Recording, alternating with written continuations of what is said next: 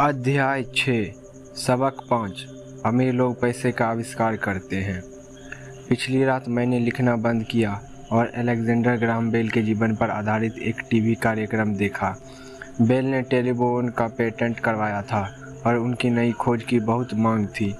चूँकि उन्होंने एक बड़ी कंपनी की ज़रूरत थी, इसलिए वह उस समय की नामी कंपनी वेस्टर्न यूनियन के पास गए और उनसे कहा कि वह उनके पेटेंट और उनकी छोटी सी कंपनी को खरीद ले। वे पूरे पैकेज के $1,00,000 चाहते थे। वेस्टर्न यूनियन के अध्यक्ष ने यह सुनते ही तैयारियां चढ़ा ली और प्रस्ताव को यह कहकर ठुकरा दिया कि मांगी जाने वाली कीमत बहुत ज़्यादा है। बाकी इतिहास है। खरबों डॉलर के उद्योग का जन्म हुआ और एटी का जन्म हुआ। अलेक्जेंडर ग्राहम बेल की कहानी खत्म होने के बाद शाम के समाचार आ रहे थे।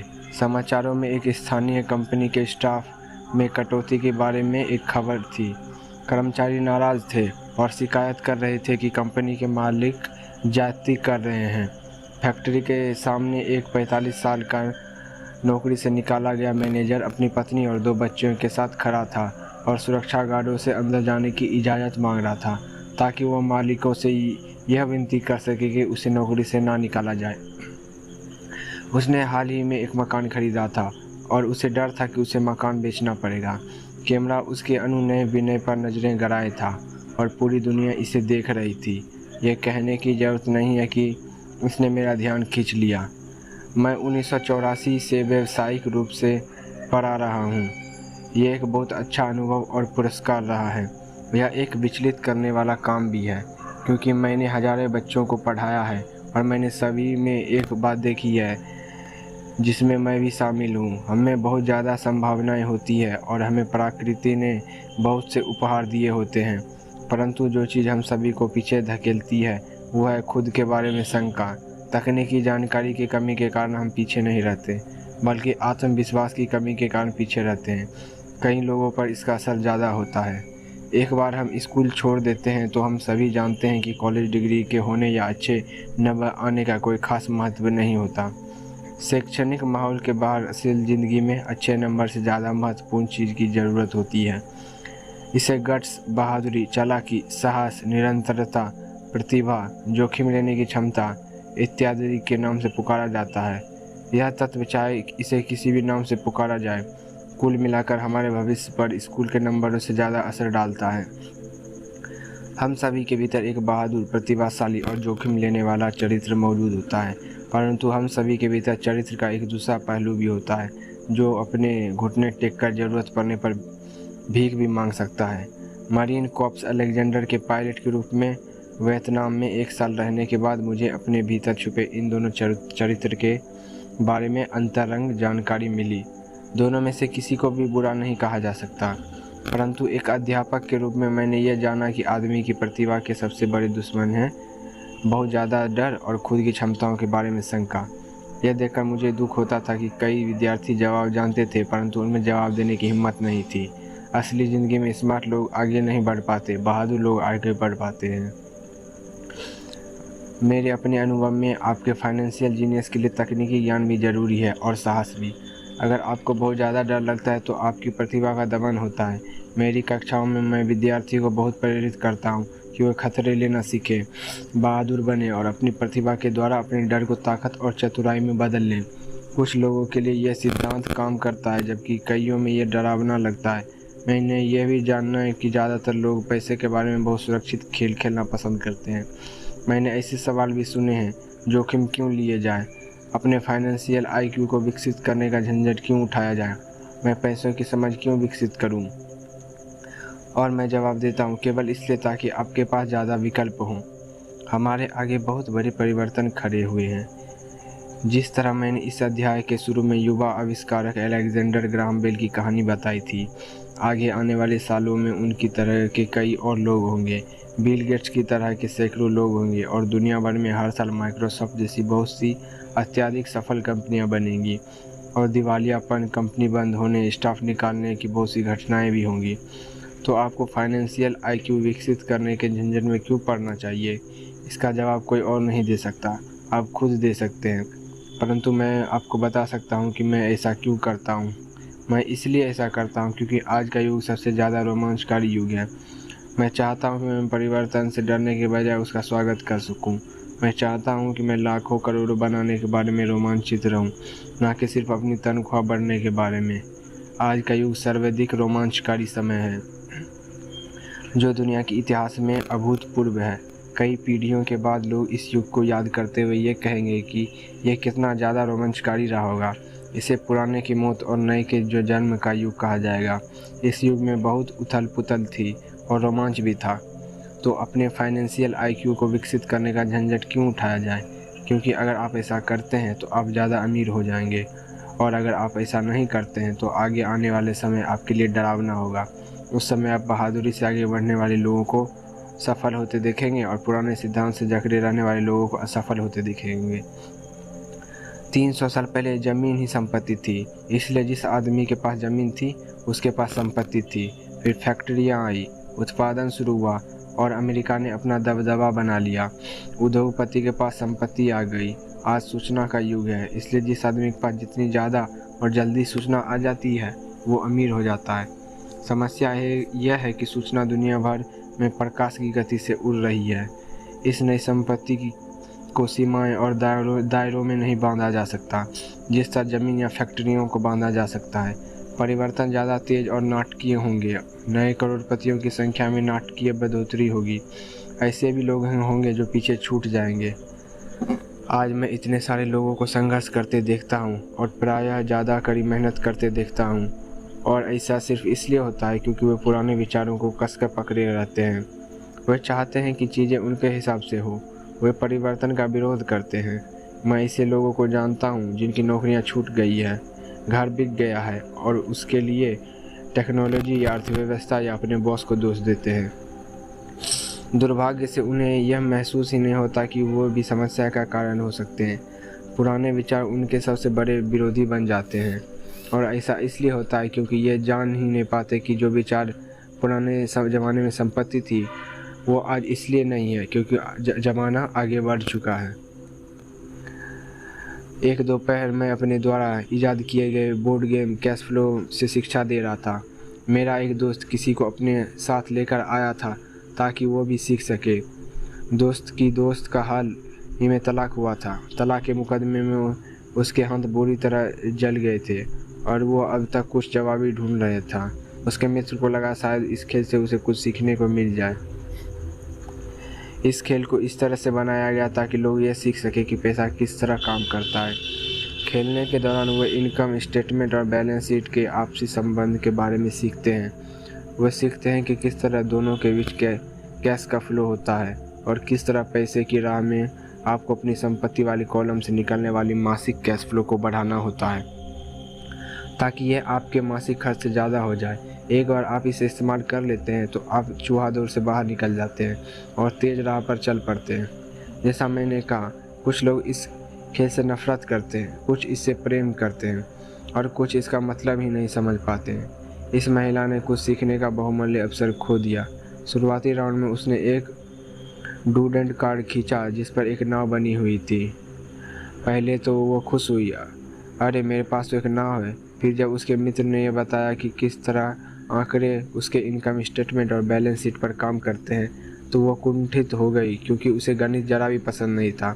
बाकी के खिलाड़ियों ने शांतिपूर्वक इंतजार किया जब उसका दोस्त इनकम स्टेटमेंट, बैलेंस शीट और मासिक कैश फ्लो के बारे में उसे समझाता रहा। अचानक जब उसने यह जान लिया कि आंकड़े किस तरह काम करते हैं तो उसे यह जानकर झटका लगा कि उसकी नाव उसे जिंदा खा रही है। बाद में वो डाउन साइज हो गई और उसे एक बच्चा भी हो गया। यह उसके लिए एक भयानक खेल साबित हुआ। कक्षा के बाद उसका दोस्त आया और उसने मुझे बताया कि वो बहुत विचलित है। वो कक्षा में निवेश के बारे में सीखने के लिए आई थी और उसे यह बात बहुत मूर्खतापूर्ण लगा था कि इतने बेकार खेल को खेलने में इतना ज़्यादा समय बर्बाद किया जाए।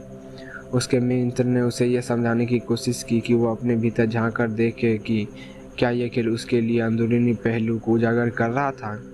इस सुझाव पर उस महिला ने अपना पैसा वापस मांग लिया। उसने कहा कि यह विचार मूर्खतापूर्ण है कि कोई खेल किसी के अंदरूनी पहलू को उजागर करता है। उसका पैसा तत्काल वापस कर दिया गया और वह वापस चली गई। 1984 से मैं करोड़ों कमा रहा हूँ और सिर्फ इसलिए कमा रहा हूँ क्योंकि स्कूल सिस्टम वह नहीं सिखाता जो मैं सिखा रहा हूँ। स्कूल में ज़्यादातर शिक्षक भाषण देते हैं। अपने छात्र जीवन में मुझे भाषण से चिढ़ थी। मुझे बहुत जल्दी बोरियत हो जाती थी और मेरा दिमाग इधर उधर भटकने लगता था। 1984 में मैंने खेल खेल में शिक्षा देना शुरू किया। मैंने वयस्क विद्यार्थियों को प्रोत्साहित किया कि वो इन खेलों को ज्ञान बढ़ाने के इस पहलू से देखें कि वो क्या जानते हैं और उन्हें क्या सीखना चाहिए। सबसे महत्वपूर्ण बात यह है कि इस खेल से आदमी के व्यवहार पर भी प्रकाश पड़ता है। यह एक तत्कालिक फीडबैक सिस्टम भी है। टीचर लेक्चर दे, इसके बजाय खेल एक व्यक्तिगत लेक्चर बन जाता है जो आपके लिए ही बनाया गया है। उस महिला के मित्र ने बाद में मुझे पूरी बात बताने के लिए फ़ोन किया। उसने कहा कि उसकी मित्र अब शांत है। शांत होने के बाद उसने खेल और अपने जीवन के बीच में कुछ आपसी संबंध भी महसूस किए। हालांकि उसके और उसके पति के पास नाव नहीं थी, परंतु उनके पास बाकी सब चीज़ें थी। वो अपने तलाक के बाद बहुत नाराज़ थी। उसका पति एक कम उम्र की महिला के साथ भाग गया था और 20 साल के वैवाहिक जीवन के बाद उनके पास दौलत के नाम पर बहुत कम सामान था। उनके बीच बांटने के लिए लगभग कुछ भी नहीं था। 20 साल की उनकी शादीशुदा ज़िंदगी में बहुत मज़ा आया था, परंतु उन्होंने केवल डूडेड ही इकट्ठे किए थे। उसने यह महसूस किया कि आंकड़ों पर उसका गुस्सा इनकम स्टेटमेंट और बैलेंस शीट पर इसलिए था क्योंकि वो उन्हें समझ नहीं पा रही थी। उसका यह मानना था कि पैसे ढेले का हिसाब किताब रखना पुरुष का काम है। वह घर संभालती थी और उसका पति पैसों को संभालता था। उसे अब यह पक्का भरोसा हो चुका था कि उनकी शादी के आखिरी 5 सालों में उसके पति ने उससे पैसे छुपाए थे। वह इस बात पर खुद से नाराज़ थी कि उसे यह पता ही नहीं चला था कि पैसे कहाँ गया, और यह भी नहीं पता चला था कि उसका किसी दूसरी औरत के साथ संबंध बन चुका है। बोर्ड गेम की ही तरह दुनिया भी तत्काल फीडबैक देती है। अगर हम ज़्यादा ध्यान दें तो हम ज़्यादा सीख सकते हैं। कुछ समय पहले की बात है, मैंने अपनी पत्नी से कहा कि धोबी ने मेरे पेट को सिकोड़ दिया है। मेरी पत्नी धीमे से मुस्कुराई और उसने मेरे पेट में उंगली गड़ाते हुए मुझे बताया कि पेट नहीं सिकोड़ा है, बल्कि कोई और चीज़ फैल गई है। कैश फ्लो नामक यह खेल हर खिलाड़ी को व्यक्तिगत फीडबैक देने के हिसाब से तैयार किया गया है। इसका लक्ष्य आपको विकल्प प्रदान करना है। अगर आप नाव वाला कार्ड निकालते हैं और यह आपको कर्ज में डाल देता है, तो सवाल ये उठता है, अब आप क्या कर सकते हैं? आपके पास कितने फाइनेंशियल विकल्प मौजूद हैं? ये खेल का लक्ष्य है। खिलाड़ियों को सोचना सिखाना ताकि वो नए और बहुत से फाइनेंशियल विकल्प बना सकें। मैंने 1000 से ज़्यादा लोगों को ये खेल खेलते देखा है। वे लोग जो इस खेल को चूहा दौड़ से सबसे जल्दी निकल जाते हैं, उन्हें अंकों की समझ होती है और उनके पास रचनात्मक फाइनेंशियल दिमाग होता है। वे बहुत से फाइनेंशियल विकल्पों को देख सकते हैं। जिन लोगों को सबसे ज़्यादा समय लगता है वो ऐसे लोग होते हैं जिन्हें अंकों की समझ नहीं होती और जिन्हें पराया निवेश की ताकत का एहसास नहीं होता। अमीर लोग पराया रचनात्मक होते हैं और सोच समझकर खतरे उठाते हैं। कैश फ्लो खेलने वाले कई लोग ऐसे भी होते हैं जो इस खेल में बहुत सा पैसा कमा लेते हैं, परंतु उन्हें यह नहीं पता होता कि वो इस पैसे का क्या करें। उनमें से ज़्यादातर असली ज़िंदगी में भी आर्थिक रूप से सफल नहीं होते। हर कोई उनसे आगे निकल जाता है, इस तथ्य के बावजूद कि उनके पास पैसा होता है, और यही असली ज़िंदगी में भी होता है। ऐसे बहुत से लोग हैं जिनके पास बहुत सा पैसा होता है, फिर भी वो आर्थिक रूप से आगे नहीं बढ़ पाते।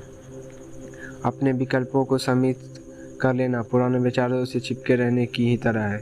हाई स्कूल के समय का मेरा एक दोस्त अभी 3 नौकरियां कर रहा है। 20 साल पहले वह मेरे सभी सहपाठियों में सबसे अमीर हुआ करता था। जब स्थानीय शुगर प्लांट बंद हुआ तो वह जिस कंपनी के लिए काम करता था वो भी बंद हो गई। उसके दिमाग में केवल एक विकल्प था और वो पुराना विकल्प था, कड़ी मेहनत करो। समस्या यह थी कि उसे कोई बराबरी की नौकरी नहीं मिल पाई जो पुरानी कंपनी में उसकी वरिष्ठता को माने। इसका परिणाम यह हुआ कि वो अभी जो काम कर रहा है वो उसकी योग्यता के बहुत नीचे का काम है और इसलिए उसकी तनख्वाह कम है। उसे जिंदा रहने के लिए जितना पैसा चाहिए उतना कमाने के लिए उसे 3 नौकरियां करनी पड़ रही है। मैंने कैश फ्लो खेलने वाले लोगों को यह शिकायत करते सुना कि सही मौका देने वाले कार्ड उनके पास नहीं आ रहे हैं, इसलिए वे जहाँ के तहाँ बैठे रहते हैं। मैं ऐसे लोगों को जानता हूँ जो असल ज़िंदगी में भी ऐसा ही करते हैं। वह बैठकर सही मौके का आने का इंतज़ार करते हैं। मैंने लोगों को सही मौके वाले कार्ड का इंतज़ार करते देखा है और फिर उनके पास पर्याप्त पैसा नहीं होता। फिर ये वह शिकायत करते हैं कि अगर उनके पास ज़्यादा पैसा होता तो वह चूहा दौर से निकल सकते थे, इसलिए वो वहीं बैठे रहते हैं। मैं असल ज़िंदगी में भी ऐसे लोगों को जानता हूँ जो यही करते हैं। वे महान अवसर देखते हैं परंतु उनके पास पैसा नहीं होता। अगर मैं देखता हूँ कि लोग एक महान अवसर वाले कार्ड को खींचते हैं, उसे जोर से पढ़ते हैं और उन्हें यह पता ही नहीं होता कि यह एक महान अवसर है। उनके पास पैसा भी होता है, समय भी सही होता है, कार्ड भी होता है, परंतु वह अवसर को नहीं देख पाते। वह यह देखने में असफल हो जाते हैं कि चूहा दौर से बच निकलने के लिए किस तरह उनकी फाइनेंशियल योजना में फिट होता है। अब मेरी राय में इस तरह के लोग दूसरे सभी तरह के लोगों से ज़्यादा संख्या में होते हैं। ज़्यादातर लोगों को ज़िंदगी में एक बार मिलने वाला सुनहरा अवसर उनके सामने पड़ा हुआ मिलता है, परंतु वह उसे नहीं देख पाते। एक साल बाद उन्हें इसका पता चलता है जब बाकी सभी लोग अमीर बन जाते हैं। फाइनेंशियल बुद्धि का मतलब है ज़्यादा विकल्प होना। अगर अवसर आपके सामने नहीं आ रहे हैं तो आप अपनी आर्थिक स्थिति सुधारने के लिए क्या कर सकते हैं। अगर कोई अवसर आपकी गोद में आ रहा है तो आपके पास पैसा नहीं है और बैंक वाले आपको उधार नहीं दे रहे हैं, तो आप उस अवसर से कैसे लाभ उठा सकते हैं। अगर आपका अनुमान गलत है और अगर आप जिसकी उम्मीद करते हैं वह नहीं होता, तो आप किस तरह एक नींबू को लाखों में बदल सकते हैं। यह फाइनेंशियल बुद्धि है। क्या होता है इससे हमारा ज़्यादा सरोकार नहीं है, बल्कि आप एक नींबू को लाखों में बदलने के लिए कितने अलग अलग तरह के आर्थिक समाधान खोज सकते हैं। इसका मतलब है कि आप अपनी पैसों की समस्या को सुलझाने में कितने रचनात्मक हैं। ज़्यादातर लोग केवल एक समाधान जानते हैं, कड़ी मेहनत करो, बचत करो और उधार लो। तो आपको अपनी फाइनेंशियल बुद्धि क्यों बढ़ानी चाहिए? क्योंकि आप उस तरह के इंसान होना चाहते हैं जो अपनी किस्मत खुद बनाता हो। आप जो होते हैं होने देते हैं और उससे बेहतर में बदलने की क्षमता रखते हैं। बहुत कम लोग ये जान पाते हैं कि किस्मत भी हम ही बनाते हैं, जिस तरह के पैसे बनाया जाता है। अगर आप ज़्यादा किस्मत वाले होना चाहते हैं और ज़्यादा पैसा बनाना चाहते हैं तो कड़ी मेहनत करने के अलावा आपकी फाइनेंशियल बुद्धि महत्वपूर्ण है। अगर आप उस तरह के आदमी हैं जो सही चीज़ होने का इंतज़ार करते हैं तो शायद आपको बहुत लंबे समय तक इंतज़ार करना पड़ेगा। यह तो उसी तरह की बात हो गई कि आप गैरेज से गाड़ी निकालने के पहले ये सुनिश्चित करना चाहें कि अगले 5 मील तक की सभी स्ट्रीट लाइट्स हरी हों। जब हम छोटे थे तो अम्मी डैडी माइक और मुझे लगातार ये बताते थे, पैसा असली नहीं है, अमीर वैख्य हमें बार बार यह याद दिलाया करते थे कि हम अपने प्लास्टर ऑफ पेरिस से सिक्के ढाले थे तो हम पैसे के रहस्य के सबसे करीब आ गए थे, क्योंकि हम पैसा बना रहे थे। गरीब और मध्य वर्ग पैसे के लिए काम करते हैं। उनका कहना था, अमीर लोग पैसे बनाते हैं। आप धन को जितना असली समझोगे, आप उसके लिए उतनी ही ज़्यादा मेहनत से काम करोगे। अगर आप इस विचार को मन में उतार लें कि पैसा असली चीज़ नहीं है, तो आप ज़्यादा तेज़ी से अमीर बन सकते हैं। अगर पैसा असली चीज़ नहीं है तो फिर यह क्या है? माइक और मैं उनसे यह सवाल पूछते थे। पैसा वह है जिसके बारे में हम सहमत हो जाएं। अमीर डैडी इतना ही जवाब देते थे, हमारे पास जो इकलौती सबसे शक्तिशाली पूंजी है वो है हमारा दिमाग। अगर इसे अच्छी तरह प्रतिशिक्षित कर दिया जाए तो यह एक पल में ढेर सारी दौलत बना सकता है। इतनी दौलत जो 300 साल पहले के राजाओं और रानियों ने सपनों में भी नहीं देखी होगी। एक अप्रशिक्षित व्यक्ति बहुत ज़्यादा गरीबी भी बना सकता है, जो पीढ़ी दर पीढ़ी चलने के कारण कई पीढ़ियों तक बनी रह सकती है। सोचना कि इस युग में पैसा मिनटों में बन जाता है। कुछ लोगों तो जीरो से शुरू करके अविश्वसनीय रूप से अमीर हो जाते हैं और इसके लिए वो केवल कुछ विचारों और अनुबंधों का सहारा लेते हैं। आपको यह बात वे लोग आसानी से बता सकते हैं जो स्टॉक मार्केट में ट्रेडिंग करते हैं या दूसरे निवेश करते हैं, क्योंकि वो ऐसे अक्सर होता रहता है। कुछ नहीं तो तत्काल करोड़ों बनाए जा सकते हैं और कुछ नहीं से मेरा मतलब है कि बिना पैसे के लेन देन के यह अनुबंध के द्वारा किया जाता है। ट्रेडिंग पिट में हाथ के एक संकेत से टोरंटो के ग्राहक के आदेश पर लिस्बन के ट्रेडर की स्क्रीन पर बत्ती जलती है और शेयर पर भर में टोरंटो पहुंच जाता है। 1 मिनट बाद शेयर बेचने का आदेश दिया जाता है और वे पल भर में बिक जाते हैं। इस पूरे मामले में धन का लेन देन नहीं हुआ था, अनुबंधों का हुआ था। तो अपनी फाइनेंशियल प्रतिभा क्यों विकसित करें? इसका जवाब केवल आप ही दे सकते हैं। मैं आपको बता सकता हूँ कि मैं क्यों इसे विकसित कर रहा हूँ। मैं ऐसा इसलिए करता हूँ क्योंकि मैं तेज़ी से धन कमाना चाहता हूँ। इसलिए नहीं कि मुझे इसकी ज़रूरत है, बल्कि इसलिए क्योंकि मैं ऐसा करना चाहता हूँ। यह सीखने की एक दिलचस्प प्रक्रिया है।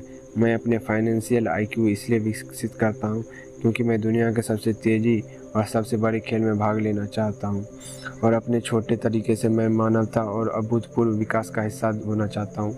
एक ऐसे युग का जहाँ इंसान विशुद्ध रूप से केवल अपने दिमाग से काम करते हैं, शरीर से नहीं। इसके अलावा यहाँ ज़्यादा रोमांच है, यहाँ पैसे हैं, यहाँ डर है, यहाँ आनंद है। इसलिए मैं अपनी फाइनेंशियल बुद्धि में निवेश करता हूँ और मैं अपनी सबसे शक्तिशाली संपत्ति का विकसित करता हूँ। मैं बहादुरी से आगे बढ़ने वाले लोगों के साथ होना चाहता हूँ। मैं पीछे रह जाने वाले लोगों के साथ नहीं होना चाहता हूँ। मैं पैसे बनाने का एक आसान उदाहरण देना चाहता हूँ। 1990 के दशक की शुरुआत में मैं फिनिक्स की अर्थव्यवस्था बहुत बुरी थी। मैं good morning America TV serial देख रहा था जब एक फाइनेंशियल प्लानर आया और उसने निराशावादी भविष्यवाणी करना शुरू कर दिया। उसकी सलाह थी, पैसा बचाओ, हर महीने $100 बचाएं और 40 साल में आप भी करोड़पति बन सकते हैं। खैर, हर महीने निश्चित रकम बचाना भी एक अच्छा विचार है। यह एक विकल्प है, एक ऐसा विकल्प जिसे बहुत से लोग मान लेंगे। समस्या यह है कि ऐसा करने से आदमी यह नहीं जान पाता कि उसके आसपास क्या हो रहा है। वो अपने पैसे से ज़्यादा महत्वपूर्ण बढ़ोतरी के बड़े मौक़ों का फ़ायदा नहीं उठा पाते। दुनिया उनके पास से गुजरकर आगे बढ़ जाती है।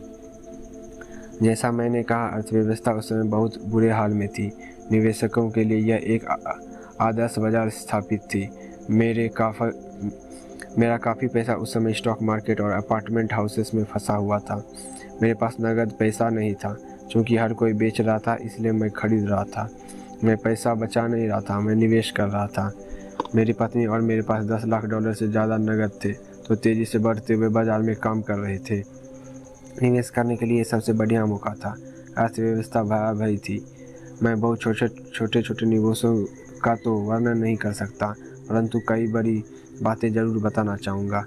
वे घर जिनकी कीमत कभी $1 लाख होती थी, अब $75,000 के हो गए थे। परंतु स्थानीय रियल एस्टेट ऑफिस में खरीदारी करने के बजाय मैंने दिवालिया वकील के ऑफिस या अदालत की सीढ़ियों पर खरीदारी करना शुरू कर दिया।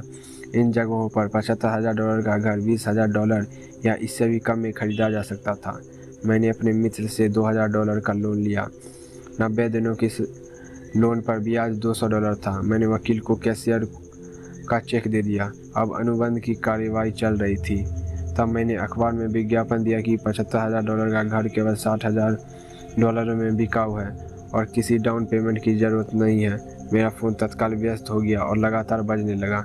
संभावित खरीदारों को छांटा गया और एक बार मकान कानूनी रूप से मेरे नाम हो गया तो सभी संभावित खरीदारों को घर देखने की इजाज़त दी गई। अत्यंत रोमांचकारी घटनाक्रम के बीच घर कुछ ही मिनटों में बिक गया।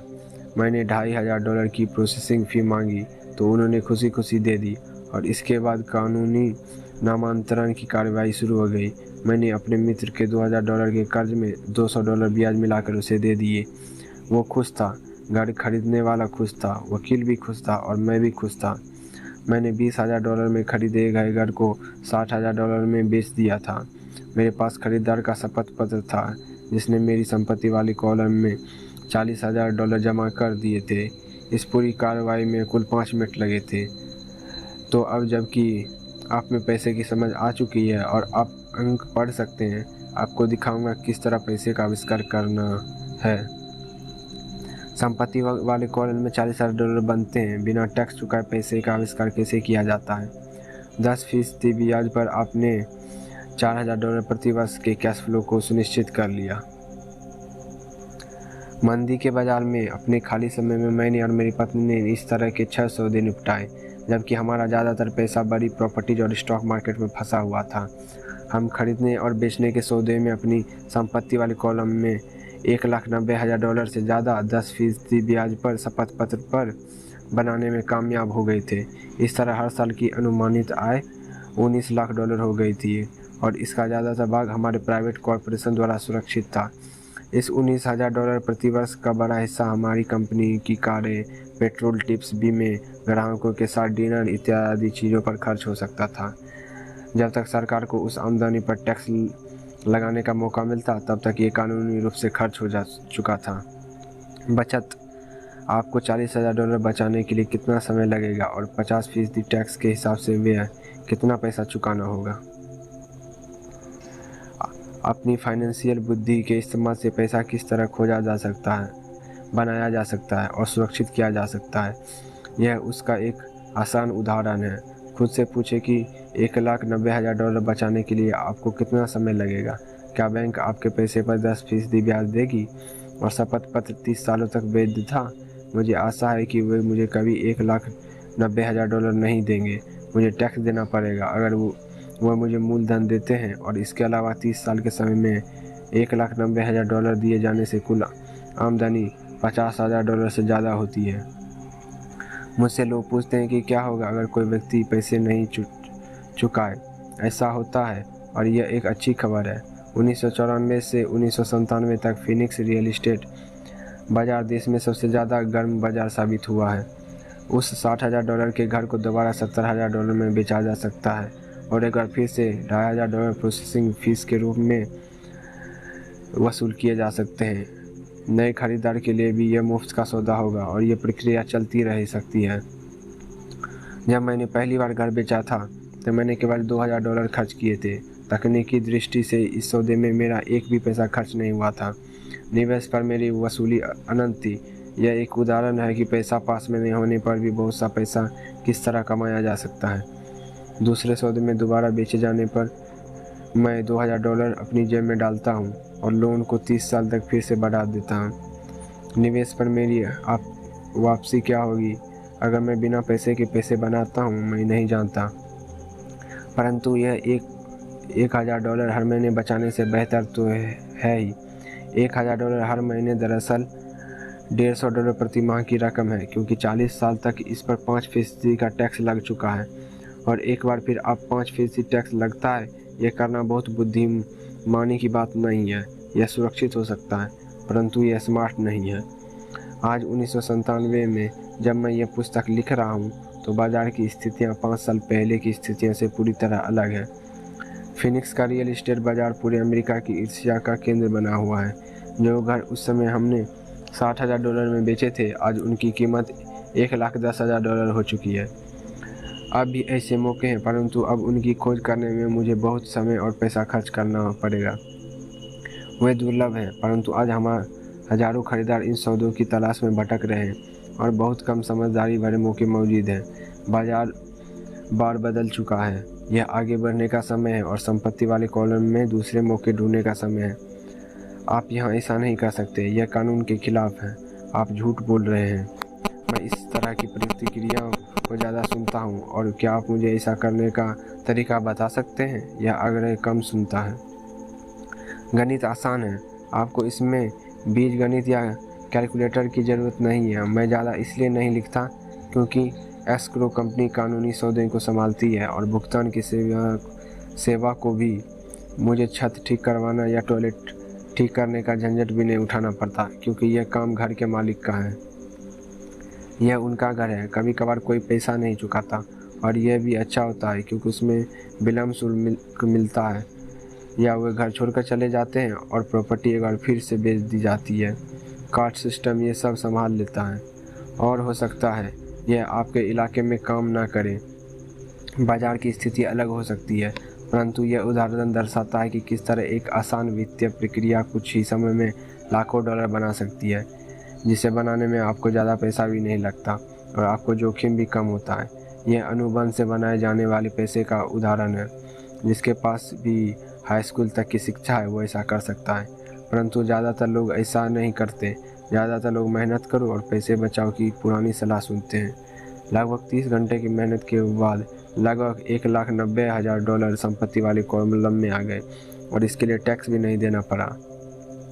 इनमें से कौन सी सलाह आपको ज़्यादा कठिन लगती है? कड़ी मेहनत करो, 50% की दर से टैक्स चुकाओ और फिर जो रकम बचती है उसमें से बचत करो। आपकी बचत पर आपको 5% ब्याज मिलता है, जिस पर एक बार फिर टैक्स लगता है।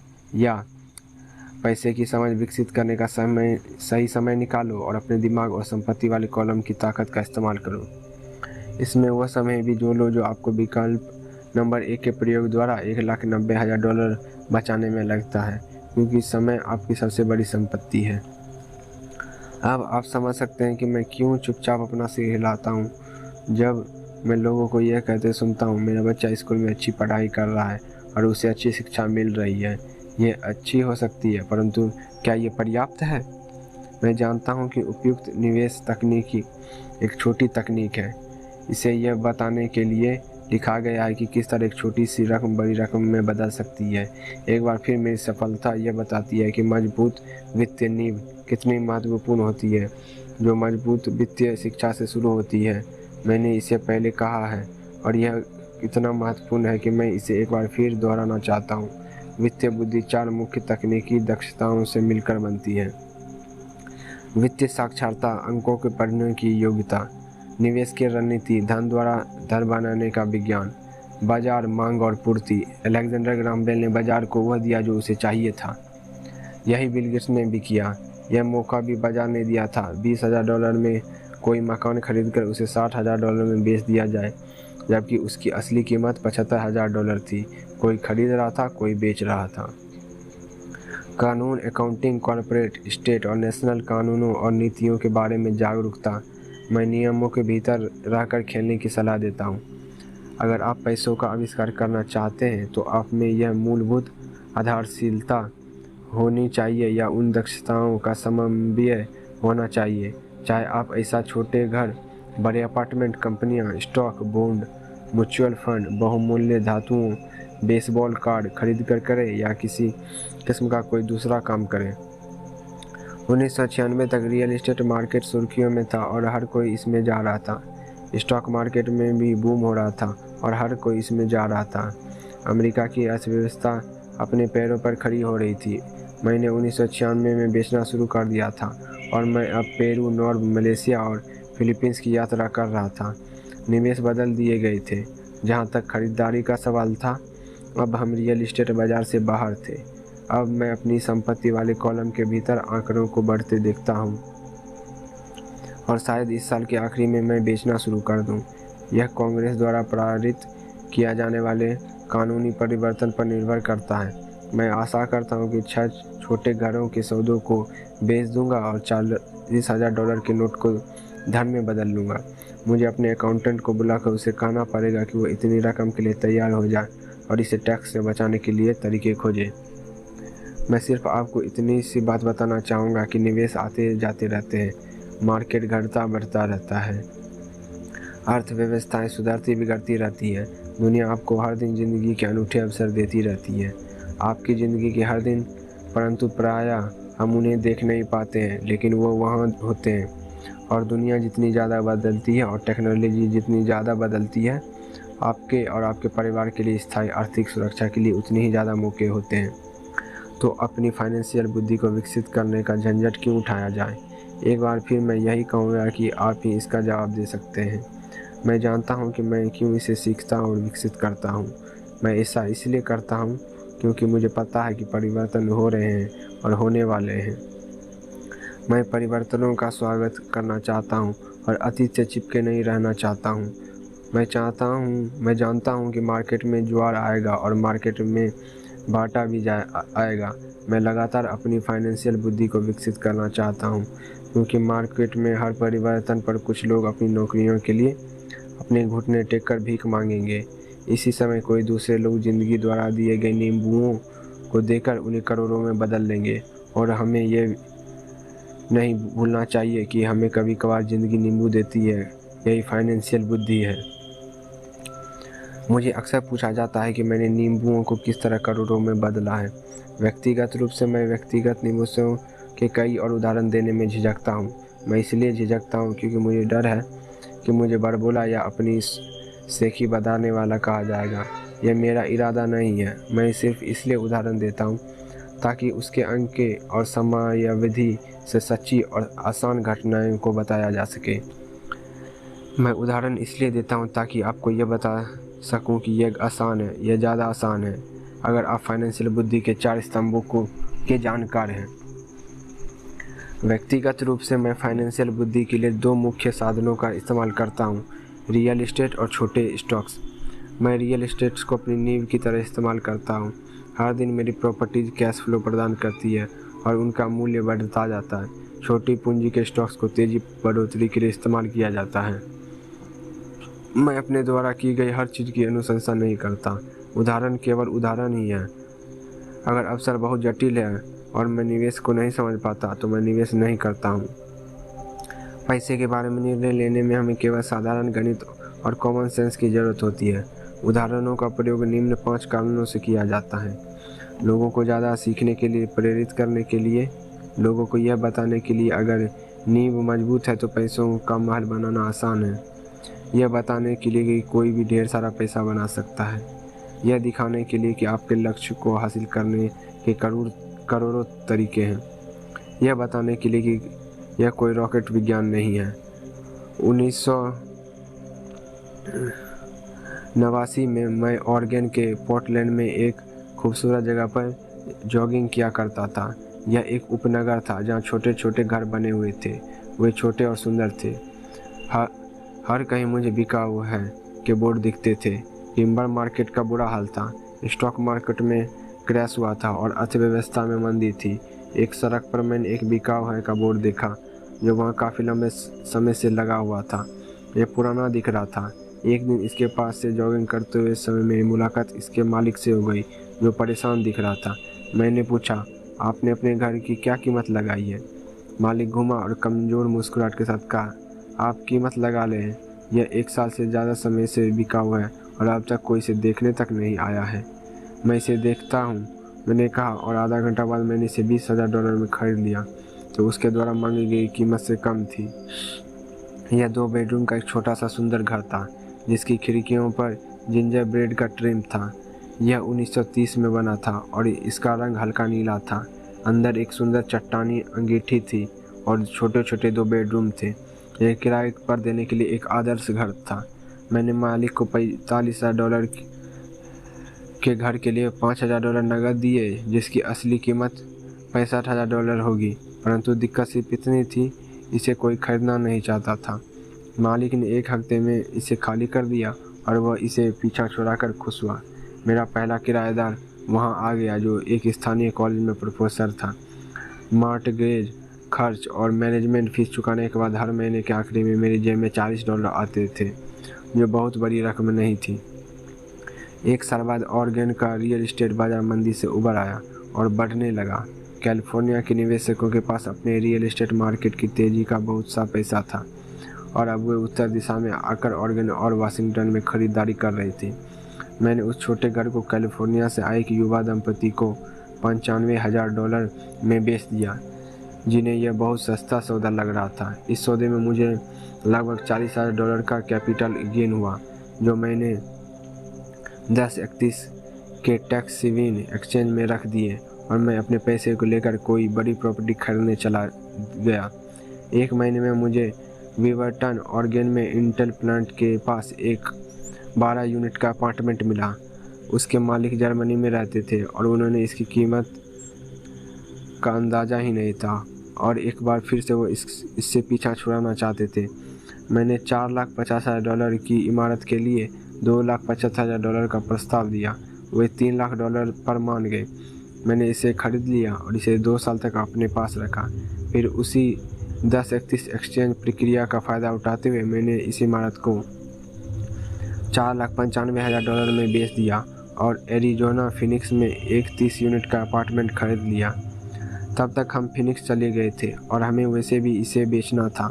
पहले जो हाल ऑरेगन के बाज़ार का था वही मंदी का माहौल फिनिक्स के रियल एस्टेट मार्केट में देखने को मिला। फिनिक्स में 30 यूनिट के अपार्टमेंट इमारत की कीमत $8,75,000 थी, जिसमें से $2,25,000 डाउन पेमेंट था। 30 यूनिट से आने वाला कैश फ्लो $5,000 प्रति माह से कुछ ज़्यादा था। एरिज़ोना का बाज़ार भी बढ़ने लगा और 1996 में एक कोलोराडो के निवेशकों ने हमें इस प्रॉपर्टी के लिए $12 लाख देने का प्रस्ताव रखा। मेरी पत्नी और मैं बेचने पर विचार कर रहे थे, परंतु हमने ये देखने का इंतजार किया कि क्या कांग्रेस कैपिटल गेन कानूनों में परिवर्तन करेगी। अगर वो परिवर्तन करती है तो प्रॉपर्टी की कीमत 15 से 20% तक बढ़ जाएगी। इसके अलावा हर महीने $5000 मिलते रहना अच्छा लागत था। इस उदाहरण में मुद्दे की बात यह है कि किस तरह एक छोटी रकम एक बड़ी रकम में बदल सकती है। एक बार फिर मैं ये कहना चाहता हूँ कि इसके लिए फाइनेंशियल स्टेटमेंट, निवेश की रणनीति, बाजार की समझ और कानूनों की जानकारी होना जरूरी है। अगर लोग इन विषयों के बारे में जानकारी नहीं रखते हैं तो स्पष्ट रूप से ये स्टैंडर्ड सलाह है जो कहती है कि सुरक्षित खेल खेलना चाहिए और सुरक्षित निवेशों में पैसा लगाना चाहिए। सुरक्षित निवेशकों के साथ समस्या यह है कि वे अक्सर बहुत कम मुनाफा देते हैं। उन्हें इतना सुरक्षित बना दिया जाता है कि उनसे मिलने वाला मुनाफा कम हो जाता है। ज़्यादातर बड़े ब्रोकरेज हाउसेस जोखिम बड़े सौदा से बचते हैं ताकि वे खुद की और अपने ग्राहकों की सुरक्षा कर सके, और यह नीति समझदारी की भी है। असली गर्म सौदे नौसिखियों को नहीं दिए जाते। प्रायः सर्वश्रेष्ठ सौदे उन लोगों के लिए सुरक्षित रखे जाते हैं जो इस खेल को अच्छी तरह समझते हैं, और ये सौदे अमीरों को और भी ज़्यादा अमीर बना देते हैं। वैसे भी इस तरह के जोखिम बड़े सौदे नौसिखियों के सामने रखना तकनीकी रूप से गैर कानूनी माना जाता है, परंतु ऐसा भी कभी कभार होता है। मैं जितना ज़्यादा परिष्कृत होता जाता हूँ उतने ही अवसर मुझे मिलते जाते हैं। ज़िंदगी में फाइनेंशियल बुद्धि विकसित करने का एक और फ़ायदा यह होता है कि इससे आपके सामने ज़्यादा अवसर आते हैं, और आपकी फाइनेंशियल बुद्धि जितनी ज़्यादा बढ़ती जाती है आपके लिए यह बताना आसान होता जाता है कि कोई शायद सौदा अच्छा है या बुरा। आपकी बुद्धि तत्काल एक बुरे सौदे का पहचान सकती है या एक बुरे सौदे को अच्छे सौदे में बदल सकती है। मैं जितना ज़्यादा सीखता हूँ और सीखने के लिए अभी बहुत कुछ बाकी है, मैं उतना ही ज़्यादा पैसा सिर्फ इसलिए कमाता हूँ क्योंकि समय के साथ साथ मेरे अनुभव और बुद्धि बढ़ती जाती है। मेरे कुछ दोस्त अब भी सुरक्षित खेल खेल रहे हैं और अपने प्रोफेशन में कड़ी मेहनत कर रहे हैं, परंतु उनकी फाइनेंशियल बुद्धि विकसित नहीं हो पाई है, जिसे विकसित होने में बहुत कम समय लगता है। मेरी कुल जमा फिलॉसफी है अपनी संपत्ति वाली कॉलम में बीज बोना। यह मेरा फार्मूला है। मैं छोटे पैमाने पर शुरू करता हूँ और बीज बोता हूँ। कुछ बीज उग जाते हैं और कुछ नहीं उगते। हमारे रियल एस्टेट कॉरपोरेशन में हमारे पास करोड़ों डॉलर की प्रॉपर्टी है। यह हमारा अपना REIT यानी रियल एस्टेट इन्वेस्टमेंट ट्रस्ट है। अब मैं आपको यह पते की बात बताना चाहता हूँ कि इन करोड़ों में से कई प्रॉपर्टी तो $5000 से $10,000 के निवेश से शुरू हुई थी। नगद पैसे से खरीदी गई प्रॉपर्टी खुशकिस्मती से तेज़ी से बढ़ते बाजार में ज़्यादा कीमत हो गई थी और टैक्स से मुक्त रहते हुए इन्हें खरीदा और बेचा गया था, और ऐसा कई सालों तक किया गया था। हमारा एक स्टॉक पोर्टफोलियो भी है जिसे मैं और मेरी पत्नी हमारा पर्सनल म्यूचुअल फंड कहते हैं। हमारे कुछ दोस्त हमारे जैसे निवेशकों के साथ ही बिजनेस करते हैं जिनके पास हर महीने निवेश करने के लिए कुछ अतिरिक्त धन होता है। हम ज़्यादा जोखिम वाली प्राइवेट कंपनियों के शेयर खरीदते हैं जो अमेरिका या कनाडा में स्टॉक एक्सचेंज पर सार्वजनिक होने जा रही है। कितनी तेज़ी से धन बढ़ता है इसका उदाहरण इस तरह देखें। हमने कंपनी के सार्वजनिक होने से पहले 25 सेंट प्रति शेयर की दर पर 1 लाख शेयर खरीदे। 6 महीने बाद जब कंपनी शेयर बाजार में दर्ज हो गई तो उसके शेयर का भाव $2 प्रति शेयर हो गया। अगर कंपनी का प्रबंधन अच्छा है तो कीमत बढ़ती रहेगी और स्टॉक $20 प्रति शेयर या उससे भी ज़्यादा होगा। ऐसे भी कई वर्ष रहे हैं जब हमारे $25,000 1 साल से भी कम समय में $10 लाख बन गए। यह जुआ नहीं है। अगर आप जानते हैं कि आप क्या कर रहे हैं, यह जुआ है। अगर आप सौदे में अपना पैसा फेंक रहे हैं और भगवान से सफल होने की दुआ कर रहे हैं, आपको अपनी तकनीकी ज्ञान, बुद्धि और खेल के प्रति प्रेम की ज़रूरत होगी ताकि जोखिम कम से कम रहे। वैसे जोखिम तो होता ही है। ये फाइनेंशियल बुद्धि है जिससे आपकी सफलता के अवसर बढ़ते हैं जाते हैं। इसी कारण से वो चीज़ एक आदमी के लिए जोखिम भरा होता है, वह दूसरे आदमी के लिए उतनी जोखिम भरा नहीं होता। यही वह मूल कारण है जिसकी वजह से मैं लोगों को लगातार प्रेरित करता हूँ कि वो स्टॉक, रियल एस्टेट या दूसरे बाज़ारों में निवेश करने के बजाय फाइनेंशियल बुद्धि में निवेश करें। आप जितने ज़्यादा स्मार्ट होंगे, आपके सफल होने के अवसर उतने ही ज़्यादा होंगे। मैं व्यक्तिगत रूप से जिन स्टॉक्स में निवेश करता हूँ, उनमें बहुत ज़्यादा जोखिम होता है और इसलिए मैं उनकी अनुशंसा नहीं करता हूँ। मैं इस खेल को 1997 से खेल रहा हूँ और मैंने इसमें काफ़ी अनुभव हासिल कर लिया है। परंतु अगर आप दोबारा पढ़ेंगे कि इस तरह के निवेश ज़्यादातर लोगों के लिए जोखिम भरे क्यों होते हैं, तो आप अपनी ज़िंदगी को अलग तरीके से निर्धारित कर सकेंगे, जिससे $25,000 से एक साल में $10 लाख बनाना आपके लिए कम जोखिम भरा होगा। जैसा पहले ही कहा जा चुका है, मैंने जो लिखा है, मैं आपको वैसा करने की सलाह नहीं देता हूँ। मैं सिर्फ आपको यह समझाना चाहता हूँ कि यह आसान है और संभव है। बस इतनी सी है कि औसत आमदनी के लिए $1 लाख से ज़्यादा की प्रतिवर्ष आय अच्छी होती है और इसे हासिल करने में ज़्यादा मेहनत भी नहीं लगती। बाज़ार कैसा है और आप कितने स्मार्ट हैं, इस बात पर निर्भर करता है कि आप 5 से 10 साल में ऐसा कर सकते हैं। अगर आप अपने खर्च को कम रख सकते हैं तो $1 लाख की अतिरिक्त आय आपको सुखद लगेगी, चाहे आप काम कर रहे हो या नहीं। आप चाहे तो काम कर सकते हैं या चाहे तो काम छोड़ भी सकते हैं और सरकारी टैक्स सिस्टम को अपने विरोध के बजाय अपने समर्थन में भी प्रयुक्त कर सकते हैं। मेरा व्यक्तिगत आधार रियल एस्टेट है। मैं रियल एस्टेट से प्रेम करता हूँ क्योंकि यह स्थायी और धीमी गति से चलने वाली होती है। मैं इस ठोस आधार को पसंद करता हूँ। कैश फ्लो भी आमतौर पर स्थायी ही होता है और अगर अच्छी तरह मैनेज किया जाए तो इसकी कीमत बढ़ने की भी अच्छी संभावना होती है। रियल एस्टेट की ठोस आधारशीलता होने के कारण मैं जोखिम भरा स्टॉक्स खरीदने का खतरा मोल ले सकता हूँ। अगर मुझे स्टॉक मार्केट में खासा मुनाफा होता है तो मैं मुनाफे पर कैपिटल गेंस टैक्स देता हूँ और बची हुई रकम को रियल एस्टेट में लगा देता हूँ ताकि मेरी संपत्ति की नींव और ज़्यादा मजबूत हो जाए। रियल एस्टेट पर एक और बात, मैं दुनिया भर में घूमा हूँ और मैंने हर जगह निवेश करना सिखाया है। हर शहर में मुझे ये सुनने में आया है कि रियल एस्टेट को सस्ते में नहीं खरीदा जा सकता। यह मेरा अनुभव नहीं है। न्यूयॉर्क या टोक्यो में या शहर के से थोड़ा दूर ऐसे शानदार मौके हैं जिन्होंने ज़्यादातर लोग नज़रअंदाज कर देते हैं। सिंगापुर में जहाँ अभी रियल एस्टेट की कीमत बहुत ज़्यादा चल रही है, ऐसी बहुत सी प्रॉपर्टी हैं जो चंद मिनटों में ड्राइविंग की दूरी पर है। इसलिए जब भी मैं किसी को ये कहते सुनता हूँ आप यहाँ ऐसा नहीं कर सकते, तो मैं उन्हें यह याद दिलाता हूँ कि शायद आपको ये कहना चाहिए, मैं नहीं जानता कि यहाँ ऐसा कैसे किया जा सकता है। अभी तक महान अवसरों को आपकी आंखें नहीं देख सकती, उन्हें आपके दिमाग से देखा जा सकता है। ज़्यादातर लोग सिर्फ इसलिए अमीर नहीं बन पाते क्योंकि उन्होंने ये जानने के लिए फाइनेंशियल प्रशिक्षण ही नहीं मिल पाता कि वो अपने सामने पड़े हुए अवसरों को देख सकें और उन्हें पहचान सकें। मुझे अक्सर पूछा जाता है मैं शुरुआत कैसे करूं? पिछले अध्याय में मैंने आर्थिक स्वतंत्रता की राह पर चलने वाले 10 कदमों का उल्लेख किया है, परंतु यह हमेशा याद रखें कि आपको मज़ा आना चाहिए।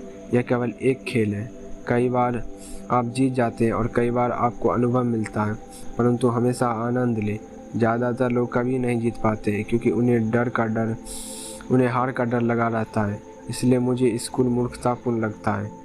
स्कूल में हम सीखते हैं कि गलतियाँ बुरी होती है और गलतियाँ करने के लिए हमें सज़ा भी दी जाती है, परंतु अगर हम इंसानों की सीखने की प्रक्रिया पर नज़र डालें तो हम पाएंगे कि इंसान गलतियाँ करके ही सीखते हैं। हम गिर कर ही चलना सीख पाते हैं। अगर हम कभी नहीं गिरे तो हम कभी भी नहीं चल पाएंगे। यही मोटरसाइकिल चलाने के बारे में भी सही है। मेरे घुटनों पर अभी चोट के निशान हैं, परंतु आज मैं बिना सोचे मोटरसाइकिल चला सकता हूँ। यह अमीर बनने के बारे में भी सही है। दुर्भाग्य से ज़्यादातर लोगों के अमीर न बन पाने का मुख्य कारण यह है कि वो हारने से डरते हैं।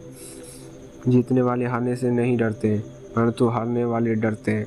सफलता की प्रक्रिया का एक भाग असफलता भी है। जो लोग असफलता से बचते हैं, असफलता उनसे बचती है। मैं पैसे कमाने को टेनिस के खेल की तरह मानता हूँ। मैं मेहनत से खेलता हूँ, गलतियाँ करता हूँ, गलतियाँ सुधारता हूँ और ज़्यादा गलतियाँ करता हूँ, सुधारता हूँ और इस तरह से मेरा खेल सुधरता जाता है। अगर मैं खेल में हार जाता हूँ तो मैं नेट के पास जाकर अपने विरोधी से हाथ मिलाता हूँ, मुस्कुराता हूँ और कहता हूँ अगले शनिवार को मिलेंगे। निवेशक दो तरह के होते हैं। पहले और सबसे आम तरह के निवेशक वे लोग होते हैं जो एक पैकेज में निवेश करते हैं। वे रिटेल आउटलेट में फ़ोन करते हैं, जैसे एक रियल एस्टेट कंपनी या स्टॉक ब्रोकर या फाइनेंशियल प्लानर को, और फिर वे कुछ खरीदते हैं। यह एक म्यूचुअल फंड, REIT, स्टॉक या बॉन्ड हो सकता है। यह निवेश एक अच्छा, साफ सुथरा और आसान तरीका है। यह उसी तरह की खरीदारी होगी जैसे कोई ग्राहक कंप्यूटर स्टोर में जाकर शेल्फ पर रखे कंप्यूटर को खरीद ले। दूसरी तरह के निवेशक वो होते हैं जो निवेशों को बनाते हैं। इस तरह के निवेशक आमतौर पर सौदे को असेंबल करते हैं, जिस तरह कंप्यूटर इंजीनियर कंप्यूटर के पुर्जे को असेंबल करते हैं। मैं यह तो नहीं जानता कि कंप्यूटर के पुर्जे को किस तरह असेंबल किया जाता है, परंतु मैं यह जानता हूँ कि आर्थिक अवसरों के पुर्जों को किस तरह असेंबल किया जा सकता है, या मैं ऐसे लोगों को जानता हूँ जो ऐसा कर सकते हैं। दूसरे किस्म के निवेशक ही प्रोफेशनल निवेशक होते हैं। कई बार तो पुर्जा को इकट्ठा करने में सालों लग जाते हैं और कई बार वे कभी इकट्ठा नहीं हो पाते। मेरे अम्मी डैडी ने मुझे दूसरे किस्म का निवेशक बनने के लिए प्रोत्साहित किया। ये सीखना महत्वपूर्ण है कि पुर्जे को किस तरह असेंबल किया जाए, क्योंकि यहीं पर भारी जीत का मौका होता है, और अगर किस्मत आपके साथ ना हो तो यहीं पर भारी नुकसान का खतरा होता है। अगर आप दूसरे किस्म के निवेशक बनना चाहते हैं तो आपको मुख्य रूप से 3 मुख्य दक्षताएं विकसित करने की ज़रूरत होगी। फाइनेंशियल बुद्धि के अलावा इन दक्षताओं की ज़रूरत होगी। पहला, किस तरह ऐसे मौके को खोजें जो दूसरों को दिखाई नहीं देता हो। दूसरे लोग अपनी आंखों से उन मौके को नहीं देख पाएंगे जो आप अपने दिमाग से उस मौके को देख सकते हैं। उदाहरण के लिए, मेरे एक दोस्त ने एक पुराना घर खरीदा जो दिखने में बहुत बुरा सा था। हर एक को हैरत थी कि उसने इसे क्यों खरीदा, परंतु दूसरे जो नहीं देख पाए थे और जो उसने देख लिया था वह यह था कि उस घर के साथ 4 खाली ज़मीन के टुकड़े भी थे। उसने यह कंपनी जाकर पता कर लिया था। घर खरीदने के बाद उसने उसे तोड़ दिया और उनके 5 प्लॉटों को बिल्डर को बेच दिया। इस सारे सौदे में उसने अपने मूल निवेश में 3 गुना रकम मिली। उसने 2 महीने में काम में $75,000 कमा लिए। ये बहुत ज़्यादा रकम तो नहीं है, परंतु ये न्यूनतम वेतन से तो ज़्यादा ही है, और यह तकनीकी रूप से कठिन भी नहीं है। दूसरा, पैसा किस तरह जुटाया जाए। औसत आदमी बैंक जाता है, परंतु इस दूसरे किस्म के निवेशक को ये पता होना चाहिए कि पूंजी किस तरह जुटाई जाए और बिना बैंक जाए कितने तरीके से पैसे जुटाया जा सकता है। मैंने यह सीखा कि बिना बैंक की मदद लिए घर कैसे खरीदे जा सकते हैं। घर खरीदना महत्वपूर्ण नहीं है, परंतु पैसा इकट्ठा करना बहुमूल्य कला है। अक्सर मैं लोगों को ये कहते सुनता हूँ कि बैंक मुझे कर्ज नहीं दे रही, या मेरे पास इसे खरीदने के लिए पैसे नहीं हैं। अगर आप दूसरे किस्म के निवेशक बनना चाहते हैं तो आपको ये सीखने की ज़रूरत है, क्योंकि इसी कारण ज़्यादातर लोगों की योजनाएं ठप हो जाती है। दूसरे शब्दों में, ज़्यादातर लोग सिर्फ इसलिए सौदे नहीं कर पाते क्योंकि उनके पास पैसे नहीं होते हैं। अगर आप इस बाधा को पार कर सकते हैं तो आप ऐसे लोगों से मिले आगे होंगे जिन्होंने इन दक्षताओं को नहीं सीखा। ऐसा कोई मौका आए जब मैंने घर या स्टॉक या अपार्टमेंट बिल्डिंग को खरीदा है, जबकि मेरी बैंक में एक भी पाई नहीं थी। मैंने एक अपार्टमेंट हाउस को 12 लाख में खरीदा। मैंने इसके लिए एक अनुबंध किया जो खरीदार और बेचने वालों के बीच में लिखित अनुबंध था। फिर मैंने $1 लाख का डिपॉजिट इकट्ठा किया, जिससे मुझे बाकी पैसे को जुटाने के लिए 90 दिन की मोहलत मिल गई। मैंने ऐसा क्यों किया? क्योंकि मैं जानता था कि इसकी असली कीमत $20 लाख थी। मैंने इस पैसे को कभी नहीं जुटाया। इसके बजाय जिस आदमी ने मुझे $1 लाख दिए थे, उसने मुझे $50,000 दिए ताकि वो मेरी जगह पर आ जाए, और इस तरह वो मेरी जगह पर आ गया और मैं उस निवेश से बाहर निकल गया। और इस काम में मेरे कुल जमा 3 दिन लगे। एक बार फिर मैं ये कहना चाहता हूँ कि आप क्या खरीदते हैं यह महत्वपूर्ण नहीं है। महत्वपूर्ण यह है कि आप कितना जानते हैं। निवेश करना खरीदना नहीं है, यह एक ज्ञान है। तीसरा, किस तरह स्मार्ट लोगों को संगठित किया जाए। ऐसे लोग समझदार होते हैं जो या तो अपने से ज़्यादातर समझदार लोगों के साथ काम करते हैं या उन्हें काम पर रखते हैं। जब भी आपको सलाह की ज़रूरत हो तो ये सुनिश्चित कर लें कि आपका सलाहकार समझदार हो। सीखने के लिए बहुत कुछ है, परंतु इसके पुरस्कार भी बहुत कीमती हो सकते हैं। अगर आप इन दक्षताओं को नहीं सीखना चाहते हैं तो आपके पहली किस्म का निवेशक बनने की सलाह दी जाती है। आप जो जानते हैं वही आपकी सबसे बड़ी पूंजी है। आप जो नहीं जानते वो आपसे का सबसे बड़ा जोखिम है। जोखिम तो हमेशा रहता है, इसलिए इससे बचने के बजाय इसे मैनेज करना सीखें।